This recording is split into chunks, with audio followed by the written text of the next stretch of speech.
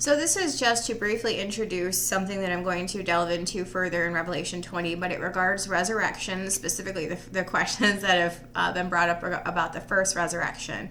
But resurrections as a whole and the corresponding judgment seats, but most specifically who these apply to, these resurrections apply to. I understand that there are a great many people who believe that the resurrection, the first resurrection mentioned in Revelation 20, is tied to the rapture somehow, and that is inaccurate. It can't be, because when you read who the first resurrection applies to, it is literally only those who die for their faith within the 70th week, necessarily under seal 5, and those who get victory over the beast, over his image, over the number of his name. Blessed are they who die in the Lord, from henceforth they will rest from their labors, and their works will follow them. Seal 5, Revelation 6. Revelation 14 specifies those who get victory over the beast, over his image, over the number of his name, who fear God and give glory to him, and do not, who heed Angel 1's warning and also Angel 3's warning. And you see them in heaven getting victory over the beast in Revelation 15. It is those people, specifically mentioned as those people in Revelation 20's first resurrection. Entirely dead, no living. It's not just a change, it is a resurrection that applies only to dead people and only to a very specific group of dead people. The second death, the second resurrection mentioned, because first resurrection and second resurrection are in the same chapter, but the second resurrection is called the second death because the word resurrection denotes to life, but these people are not being risen to life, they're being risen to death. And also the second connotation with that is the death of the body already occurred. This is the death of the soul, and these people are being thrown into the lake of fire for eternity.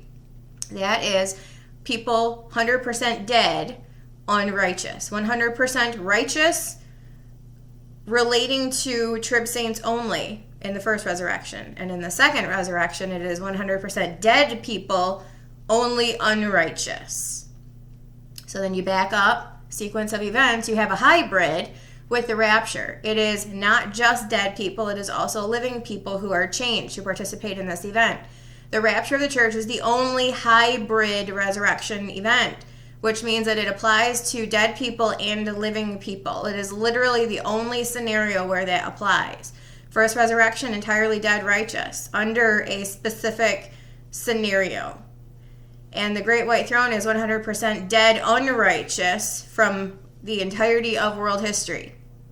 The rapture regards a specific group of people to whom a specific precondition applies within a specific time period, and it applies to living and dead. So you back up even further, Matthew 25, that regards the sheep and the goats. It is at the second coming as well as the first resurrection is. But the sheep and goats is not a resurrection. It is only a judgment seat, because there's also judgment seats that correlate to these. There's a first resurrection judgment seat, and the second death is the great white throne judgment seat. The rapture is the bema, aka the judgment seat of Christ. You back up to Matthew 25, sheep and goats. That is also a judgment seat, but it applies to only living people. No dead involved at all. It's not a resurrection. It's only a judgment seat. It applies to 100% living who are alive to meet Christ face to face at the second coming.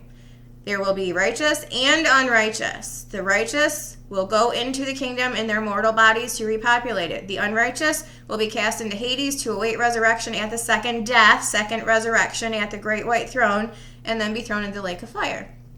And then you back up even further to the Old Testament, Daniel and Isaiah talk about the resurrection, and John also talks about the resurrection on the last day, specifically of the Old Testament saints in Israel. They will be resurrected to glory, per Daniel 12:3, and they will go into the kingdom in glorified bodies also.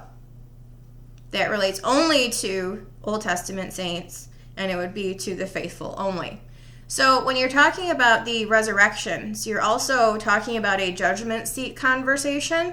And you also have to look at whether it's talking about all living or all dead.